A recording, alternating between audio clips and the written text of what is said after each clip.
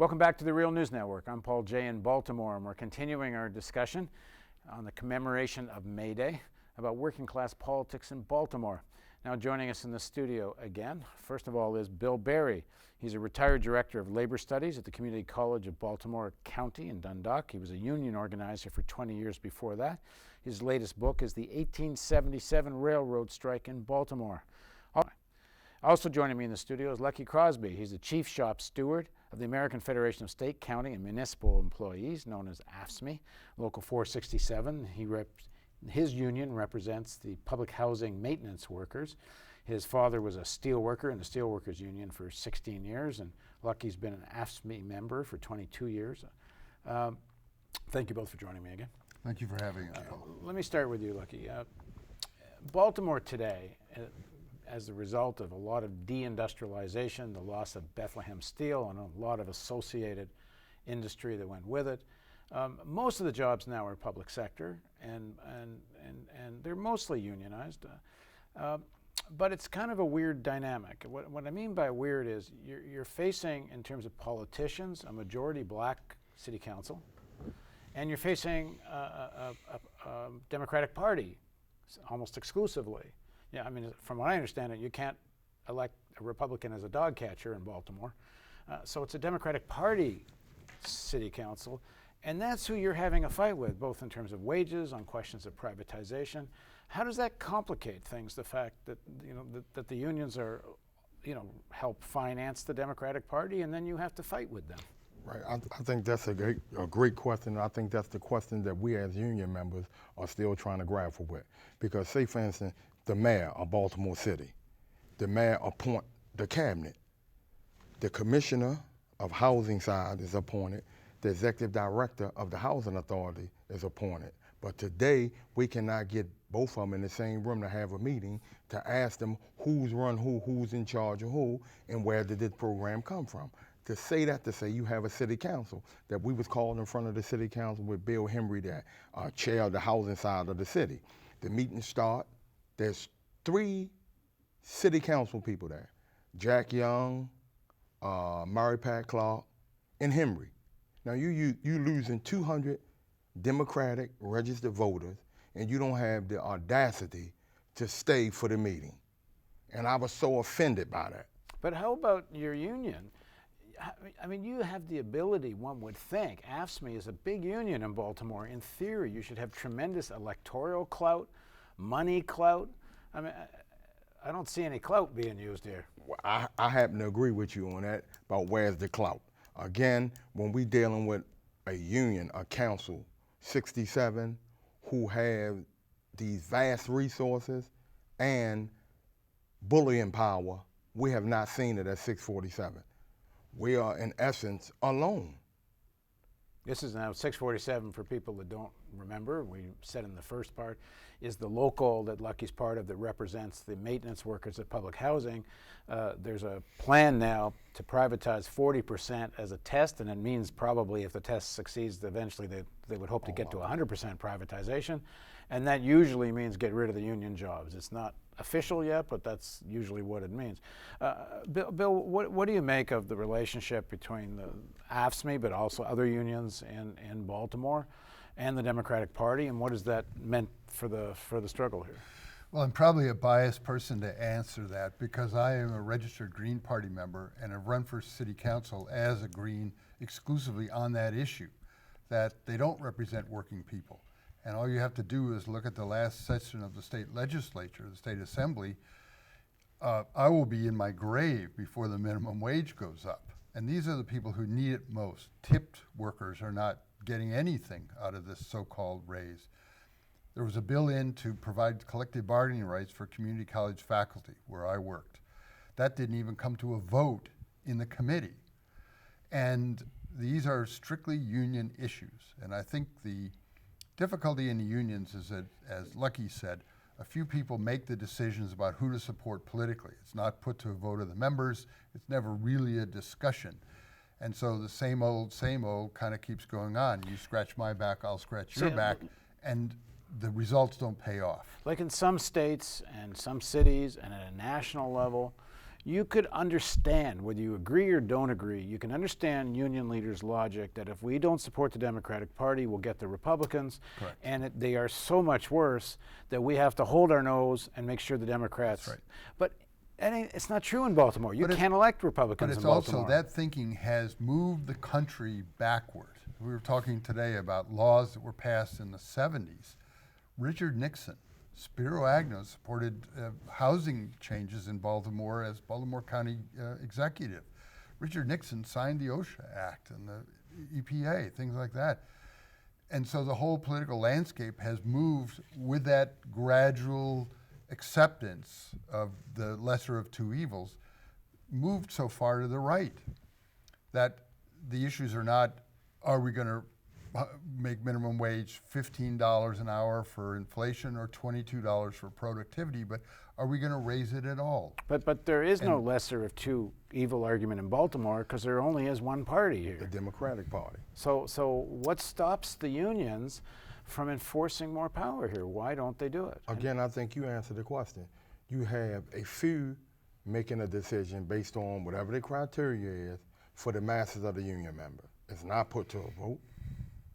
Okay, but why are the union members so passive about it? Because I think, again, because Baltimore is a Democratic city, and there will be some retribution when you speak out against Democratic politicians, when you hold a union job.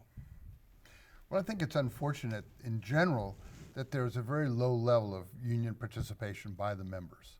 And in many unions, the 3% or 5% of the members is actually active. And historically, there have been cases where locals have had to go from monthly membership meetings to quarterly meetings to semi-annual just to get a quorum. And as people, working people, feel so disconnected, and they have all kinds of excuses about being busy and child care and all kinds of other stuff. But you go back in history when people were working 70 and 80 hours a week and they needed to organize a union, they found the time. It was a crusade, it was a cause for them. And the average member has to revive that spirit.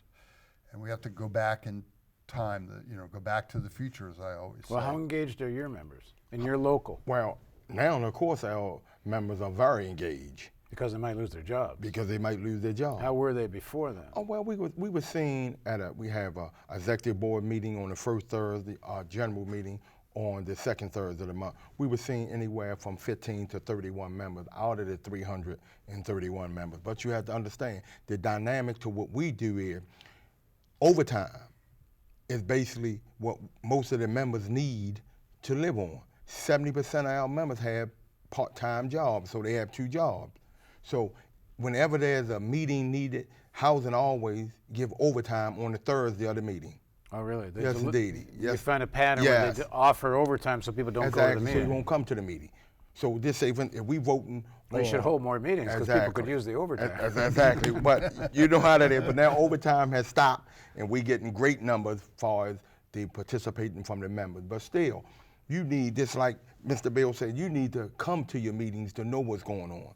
Because the union have been a great benefit to me, but when you have just a few faces of the union and everybody saying, well, we tired of seeing them, and where are your members? We was in a meeting with the executive branch of the Housing Authority, and they made this statement. We only see y'all 3, y'all the union. And there's 331 of us. That was upsetting. And why do you think you got engaged personally? Well, why did you get so involved? I got engaged because I saw the injustice of sometimes supervisors a little heavy-handed, managers a little heavy-handed, and I always was the type to stand up. They gave me like the master agreement when I was hired, just like in our master agreement, you must get 30 minutes to meet with the new employees. Housing never notified us of this. So again, I was engaged because I wanted to see the union be a powerful entity in the community, in the political process, as far as you vote for me, you vote the way I vote. You don't vote for yourself, you vote for me because I'm voting for you. But I think the union has lost perspective on that because it's just a few picking the politicians.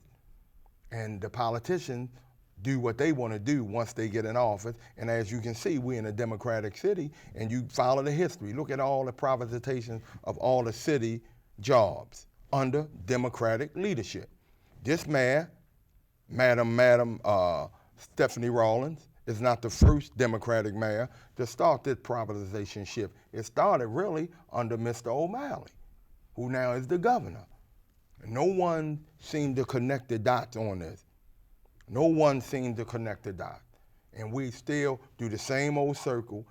When you ask them a question, they're taught not to answer the question. You can't get a meeting with the mayor, and we supposed to be a union. Right. So how does this start to change? Well, I think, let me just follow up on that one question. I think in general in this country, the expression public ownership has been brought into such disrepute. And you even look particularly at the prison systems. It used to be a public agency. Now they're privatized. And if there is ever an industry with a motive to arrest more people and lock them up longer, it is the private prison industry, because they make money off it. And so public housing, public transportation, public schools, the word public is a dirty word. And these corporations will not be happy until they reverse everything that was done in the 1930s. And we saw the battle between the Tennessee Valley Authority and private power. And it was, the world was going to come to an end if we allowed public agencies to run utilities. And so I think that it's a large issue which ends up in the lap of every employee of the Baltimore City Housing Authority.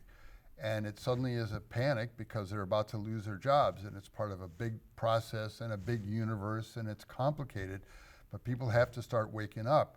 And unfortunately, they don't wake up until they've been pushed off the building. And then it's too late. And then it's like, oh, what did I do wrong? And so you go around and you try and sound the alarms to union people who are working. And Sparrows Point, for example, the decline was over a 25-year period. This is the decline of Bethlehem Steel. Exactly, and you talk to people and they say, yeah, we noticed that they weren't investing and foreign steel came in and the owners' executive salaries were too high, but I'm doing okay, so I'm not going to worry about it. And I think that that is a fatal attitude to have. I think a lot of young people are not taught about unions, or if they are, they're taught negative things. Often they'll find themselves working in a non-union atmosphere, and it's as cruel today as I've ever seen. I speak as a parent of kids, of boys working in non-union occupations, in retail. And the retail and hospitality is the largest industry now in Baltimore City, and it's almost exclusively non-union. And there's no reason that you couldn't do as well at the hotel as you did at Bethlehem Steel.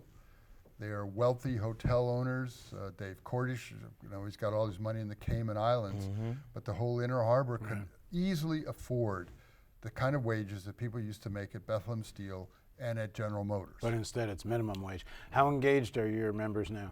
I think our members are 95% engaged, because they understand that now, as more information being brought out by like Real News, they understand that this is their livelihood. This is their, now they now owning it. Because we always thought at housing, we didn't have layoff because we received 100% federal funded. So we don't have layoffs, which in the contract state that we supposed to be notified the master agreement between us and the housing, which we was not. And today we have not. We have not received written documentation about their plan because they have no plan. This a fly by night, just to snatch the money while they can. Right. Okay, we're going to do a lot more on Baltimore working class politics, and we're also going to do a lot more particularly about the public housing issue. But for now, thanks very much for joining us. Thank you for having us, Paul. Thank you, Lucky. Thank you, sir. And thank you for joining us on the Real News Network.